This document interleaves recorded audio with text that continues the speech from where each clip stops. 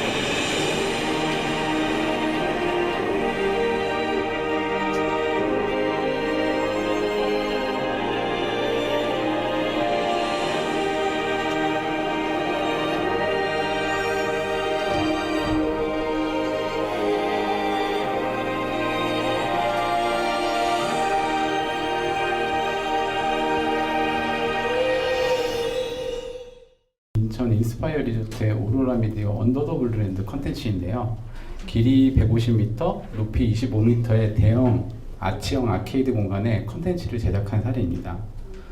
이 컨텐츠의 기획 의도를 앞서 설명드린 어떤 관점의 전환에 매치하여 말씀드리자면, 인스파이어 오로라는 리조트 공간이고 가로로 긴 아치형 구조와 천정이 메인 스크린인 특수성이 있습니다. 그렇기에 저희는 이제 어디에 놓일까라는 관점에서 리조트의 특수성이 고려된 쇼적인 컨셉과 스토리텔링이 먼저 구상되었고, 세부적으로는 콘텐츠 중후반에 보시듯이 거대한 고래가 시선을 이끄는 임팩트 설정이 추가되었습니다. 또한 공간 속에 존재한다는 관점에서는 긴 아치형 구조와 스크린을 올려다보는 특수성이 반영돼서 저희가 쉽게 경험하기 어려운 바닷속 심해 속의 아쿠아리움이라는 공간 주제가 설정되었다고 보시면 됩니다. 그럼 이제부터 디지털 사이니지 콘텐츠 기획의 방법론을 조금 더 구조화하고 세분화해서 말씀드리려고 하는데요. 이를 크게 공간의 성격과 매체의 특성 두 가지로 나누어서 접근하고 설명드리도록 하겠습니다. 우선 공간의 성격에 따른 콘텐츠 기획 전략입니다. 첫 번째는 공간의 성격 중에 공간의 크기인데요. 이는 아레나, 대형 미디어월, 동시어터 같은 대공간과 박스룸, 통로와 같은 소공간으로 구분될 수 있습니다. 대공간의 경우 관객이 공간 속에서 상대적으로 작아지는 감각을 활용하여 압도와 몰입 중심의 장대한 스케일 연출이 중요하며, 단순하더라도 서사보다는 순간적으로 후킹할 수 있는 임팩트 중심의 스토리텔링이 효과적입니다. 소공간의 경우는 거리감을 활용하여 미세한 감각의 작동을 유도하는 기획이 중요한데요. 스크린과 가까워지는 만큼 시선을 특정 시점에 집중시킨다든지, 정지된 이미지와 작은 음짐으로 강렬한 인상을 부여하고, 반복적인 음향, 텍스처 등의 디테일한 연출로 감정의 변화와 집중을 유도하는 상호작용 연출이 효과적입니다. 관련된 소공간과 관련된 레퍼런스를 하나 보여드리겠습니다. And I think it's a true 24th century storytelling of the science through laser technologies.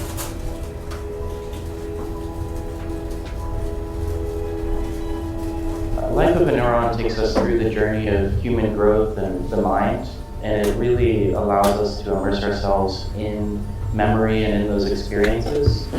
And using sound to trigger memory in an immersive environment such as Elisa allows the audience to really experience both their own past and the story that's being told in front of them.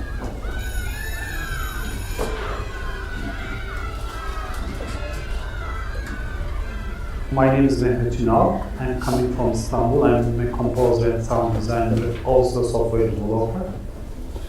For this project, it was really special for me because one might say traditional composers were using traditional instruments like a trumpet, violin, or percussion for composing music. But we are near era now, and that means electronic music composer or experimental composers who, like me, compose the sound themselves. This is kind of cinematic experience, so we use a lot of sound design objects, sound design tracks for this project, and because of that we have 400 different tracks for telling story with sound.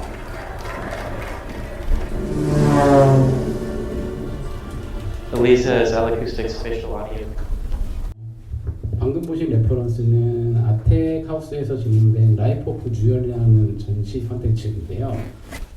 박스형 공간에 360도 프로젝션을 매핑을 통해서 작은 캡슐 같은 공간을 조성하고, 사람들이 신체 내부로 들어간 듯한 몰입 경험을 제공하게 됩니다. 그래서 이렇게 몰입 경험을 통해서 뇌세포의 정기적 신호와 시냅스 작용을 빛, 색, 사운드의 미묘하고 디테일 변화로 연출을 하게 되고요. 이렇게 통해서 과학을 이론적으로 설명하기보다는 뭔가 신경세포 내에서 살아보게 하는 방식으로 콘텐츠를 경험하고 내용을 전달하는 방식으로 콘텐츠가 제작되어 있습니다. 이러한 사이니지 콘텐츠 같은 경우에는 소공간에 대한 어떤 사례를 잘 보여주는 형태라고 볼 수 있을 것 같습니다. 두 번째는 공간의 동선입니다. 이는 복도형 투어 전시장 같은 선형 공간과 로비, 광장과 같은 개방형 공간으로 나누어서 설명될 수 있을 것 같은데요. 선형 공간은 이동이라는 핵심 경험을 활용한 명확한 서사구조와 내러티브 중심의 기획이 중요하고, 이를 통해 이야기를 좀 하나의 여정처럼 설계하고 전달할 수 있습니다. 기승전결 서사구조 연출에 좀 효과적이고요. 중간에 전환 요소를 넣어서 구간별로 연출을 다양하게 가져갈 수도 있습니다. 반대로 개방형 공간의 경우에는 어느 공간, 시점에서 보더라도 독립된 단위 연출이 가능하기에 관객의 선택이 경험을 구성할 수 있도록 구조화하는 것이 필요하고, 이에 따라 뭔가 체류 시간과 만족감을 고려한 콘텐츠의 밀도 분배가 필요하다고 보고 있습니다. 개방형 공간과 관련된 두 가지 서로 다른 레퍼런스를 보여드리겠습니다.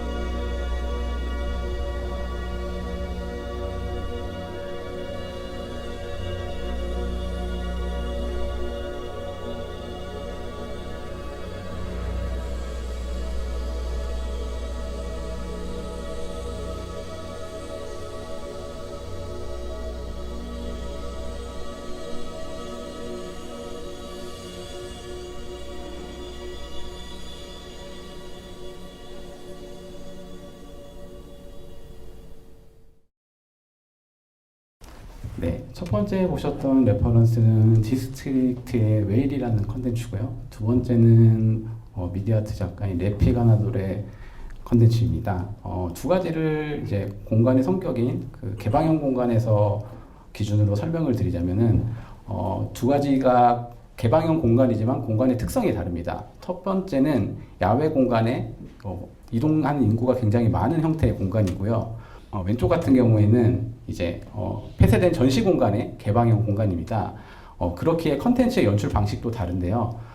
이제 야외에 개방되고 이동 동선이 많은 사람들의 어떤 공간에서의 컨텐츠 연출은 보시듯이 되게 여러분들이 흔히 들어보셨겠지만 특정 시점에서만 저렇게 컨텐츠가 효과적으로 보이는 아나모픽이라는 기법을 활용해가지고 짧은 시간 안에 임팩트 있게 컨텐츠를 관람하고 지나갈 수 있게 연출을 어쨌든 이 공간의 특성에 맞는 기법을 활용해서 효과적으로 연출했다고 볼 수 있는 것이고요.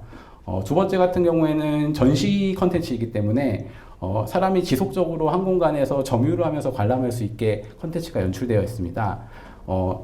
이 컨텐츠가 왼쪽에 래픽 컨텐츠가 보시기에는 되게 단순해 보이지만은 데이터 비주얼라이제이션 기법으로 실시간으로 어떤 데이터 컨텐츠를 받아와서 미디어 아트로 계속 실질적으로 표현을 하는 솔루션이기 때문에 매 시간 동안 컨텐츠가 다른 각도에서 재미있게 다양하게 변하는 걸 관람할 수 있습니다. 그렇기 때문에 같은 개방형 공간이라도 사람이 짧은 시간 공간을 점유하냐, 긴 시간 공간을 점유하냐에 따라서 컨텐츠의 제작 방식이나 연출 기법들이 달라질 수 있다고 설명드릴 수 있을 것 같습니다. 세 번째는 공간의 물성에 따른 구분인데요. 이거는 두 가지 벽면, 천장, 바닥의 구성과 재질 및 채광으로 나누어서 설명드릴 수 있을 것 같습니다. 벽면, 천장, 바닥과 같은 투사 및 상형 위치에 따른 감정 변화가 중요한데요. 벽면 같은 경우에는 정면이 주는 시각적 주도성, 안정감을 제공하고 천정 같은 경우에는 앞서 레퍼런스로 설명드렸듯이 올려다보는 신비로움, 초월성, 개방성, 확장감 등을 전달하는 데 효과적입니다. 바닥 같은 경우에는 이제 몸으로 부딪히는 경험이기 때문에 바닥의 컨텐츠가 연출됐을 때는 상호 연결성이나 인터랙티브를 제공하기에 유리하다고 볼 수 있습니다. 그리고 저희가 어쨌든 사이니지 콘텐츠가 공간을 기반으로 연출되기 때문에 이 공간의 체질 및 채광도 되게 중요하다고 볼 수 있는데요. 이 공간의 어떤 물성에 따라서 콘텐츠와 사람들의 감정이 변화된다고도 말씀드릴 수 있을 것 같습니다. 예를 들어 드리자면은 유리 및 금속 같은 경우에는 이 공간 자체가 콘텐츠와 어울려서 더 미래적이거나 몽환적이거나 차가운 어떤 연출을 하는데 효과적이고, 콘크리트 및 석재로 된 공간에서는 좀 원초적이거나 중후하거나 차분한 콘텐츠를 연출하기에 효과적인 공간이라고 볼 수 있습니다.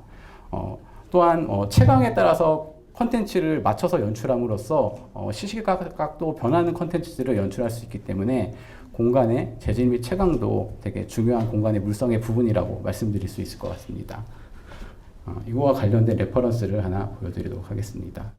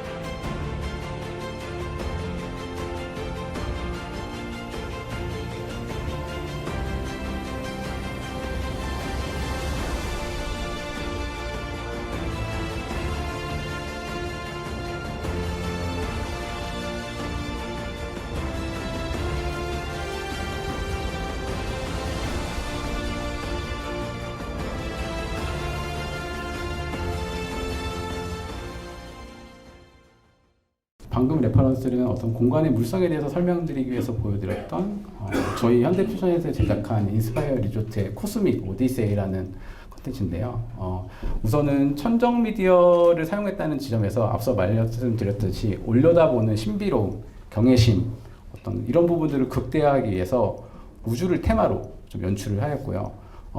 광활한 우주공간 연출을 통해서 좀 우주공간을 유영하는 듯한 비일상적인 경험을 제공하였고, 이러한 주제를 설정한 부분에 있어서 앞서 이제 이미지에서 보시나 영상에서 보셨듯이 저희 공간이 기존에는 스크린에 좀 집중했다면 저희 공간이 가지고 있는 익스테리어 보시면은 이 원형의 어떤 패턴들이나 이런 부분들이 금속 메탈적인 느낌들이 우주라는 컨텐츠를 공간 안에서 연출하기에 효과적이라고 판단했기 때문에 조금 이런 한 주제를 좀 전략적으로 설정하고 공간을 조금 더 확장시켜서 컨텐츠를 제작한 사례라고 볼 수 있습니다.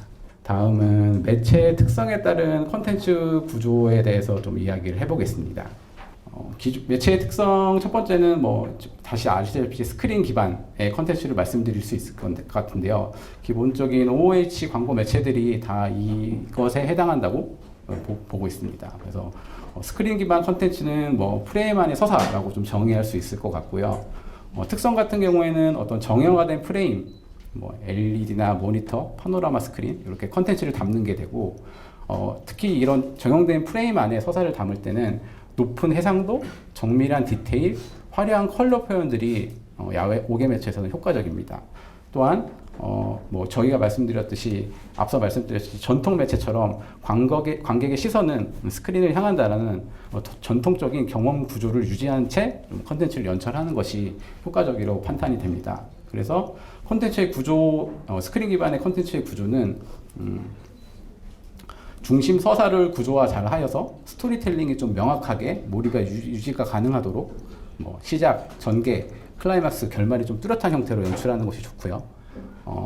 그리고 영상 언어가 강화되는 것이 좋습니다. 그래서 디테일한 그래픽이라든가 시네마적인 편집, 기존에 저희가 봐왔던 클리셰들을 활용해서 조금 더 사용자가 쉽게 접근할 수 있게 영상 언어를 강화해서 컨텐츠를 기획하는 것이 중요하고요. 모든 것이 그렇겠지만은 어떠한 음향, 자막, 애니메이션들을 동기화해서 완성도 있는 영상 자체로서의 경험을 좀 전달하는 것이 중요하다고 생각을 합니다.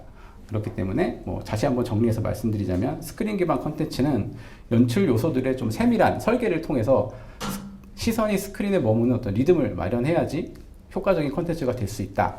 이렇게 말씀을 드릴 수 있을 것 같습니다. 스크린 기반 콘텐츠의 예시를 하나 보여드리겠습니다.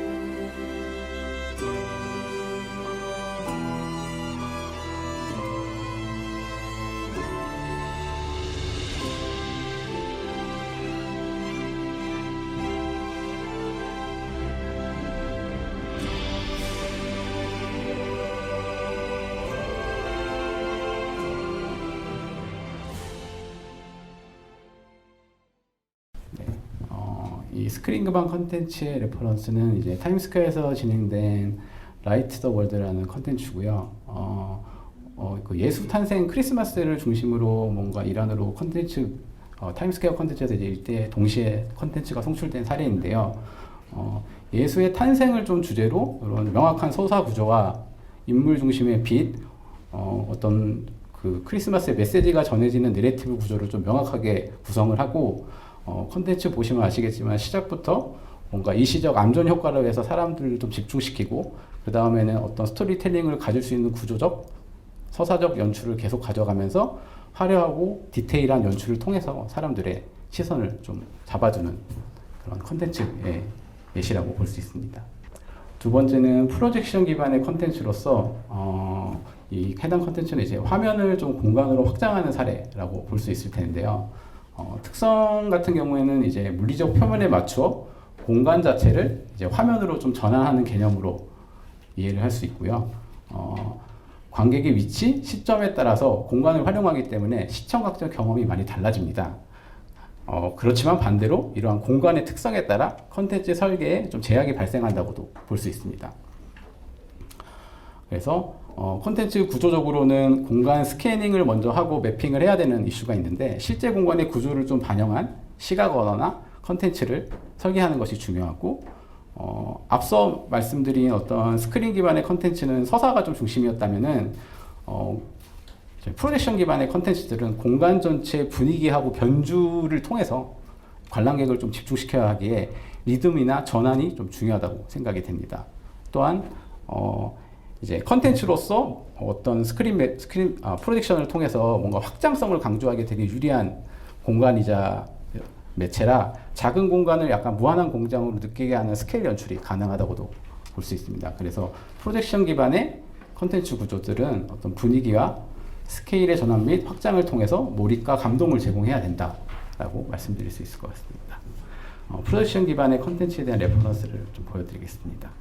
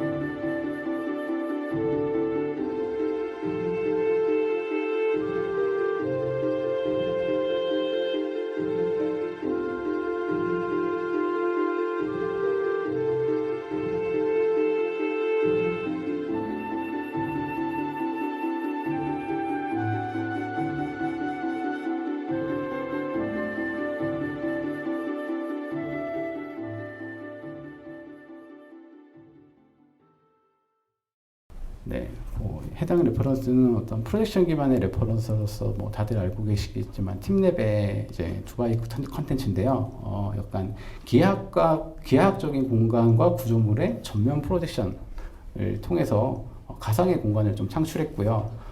이 두 개의 이미지 보시겠지만 이 컨텐츠가 이제 이런 식의 어떤 나비나 꽃들이 등장하는 컨텐츠하고 물줄기가 내리는 컨텐츠로 전환이 확 됩니다. 그래서 앞서 말씀드렸듯이 콘텐츠의 어떤 세밀한 설계보다는 이런 공간 전체의 톤을 크게 변화시키면서 사람들의 몰입이나 집중을 좀 더 이끌어내는 콘텐츠 구조를 가지고 있다고, 콘텐츠 구조가 효과적인 공간이라고 프로젝션은 말씀을 드릴 수 있을 것 같습니다. 그래서 조금 더 프로젝션 자체가 스크린 기반의 콘텐츠보다는 공간 속에 서 있는 경험 자체를 조금 더 만들어내는 게 용이하지 않나라고 보고 있습니다.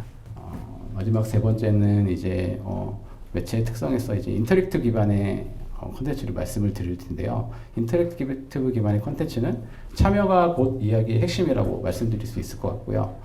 특성은 뭐 다들 아시고겠지만 인터랙티브이기 때문에 터치나 제스처, 모바일 등의 다양한 어떤 콘텐츠와 연결고리가 사용 가능하고 이 관객과의 어떤 이러한 연결고리를 통한 상호작용이 콘텐츠의 내러티브를 좀 결정한다고 볼 수 있습니다.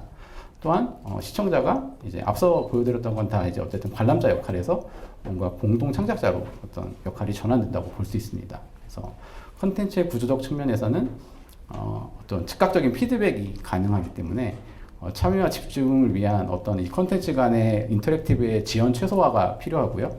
그리고 말씀드렸듯이 상호작용이 내러티브를 결정하기 때문에 뭔가 조작되는 느낌이 아니라 자연스럽게 이 콘텐츠에 개입을 해가지고 창작자로 전환되는 느낌을 줘야 하는 부분이 있습니다.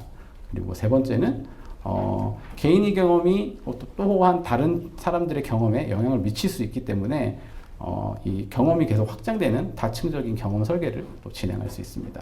그래서 인터랙티브 기반의 컨텐츠는 기획 시에 자연스러운 참여와 컨텐츠 개입의 설계가 중요한 부분 아닌가 생각이 듭니다. 인터랙티브 사례를 하나 보여드리겠습니다.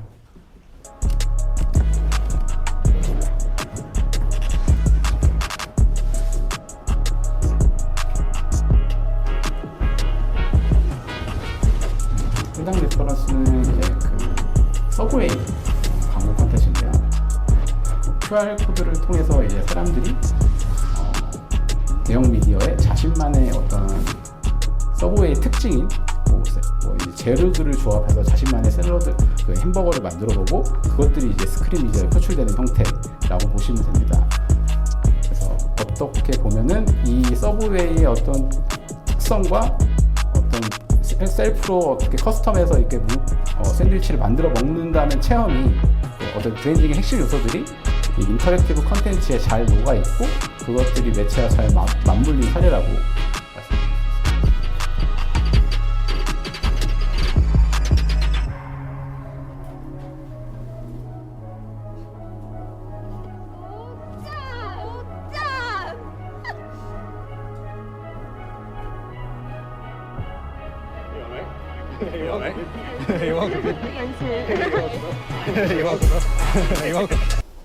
네, 그래서 이런 인터랙티브 콘텐츠 같은 경우에는 사실 뭐 5개 매체에서는 다중 참여가 조금 쉽지 않기 때문에 뭐 구성이나 이런 것들이 좀 쉽지 않은 부분이 있지만은 보여주신 레퍼런스대로 어떤 브랜드와 잘 체험을 엮어서 인터랙티브적인 설계를 한다면은 충분히 효과적으로 제품을 전달할 수 있는 콘텐츠를 제작할 수 있다고 생각이 됩니다. 마지막으로 마무리 말씀을 드리면은 그래서 지금까지 설명드렸던 어떤 공간을 감각으로 바꾸는 디지털 사이니지 콘텐츠 기획의 핵심 세 가지를 다시 정리해서 좀 말씀을 드리자면 첫 번째 포인트는 공간의 결을 먼저 읽고 콘텐츠를 기획하는 방향이 중요하다고 생각됩니다. 매체의 공간은 이미 형태와 질감이라는 어떤 언어를 가지고 있기 때문에 이 언어를 좀 먼저 읽어내고 그 위에 이야기를 얹어서 콘텐츠를 제작을 해야 콘텐츠가 효과적이며 공간이 가진 원래 리듬을 거스르지 않고 증폭시키는 역할을 한다고 판단이 됩니다. 두 번째는 어떤 관객이 멈추는 구간을 만들어야 하는데요. 관객의 위치와 시선은 좀 끊임없이 이동하지만 어떤 감동은 개인적으로 머무는 순간에 발생한다고 보기에 그 순간을 설계하는 것이 중요하고요. 컨텐츠 자체에서 어떤 리듬을 통해서 움직임이 아니라 시선을 멈출 수 있는 그런 연출이 중요하다고 생각이 됩니다. 세 번째는 시간의 흐름을 디자인하는데요.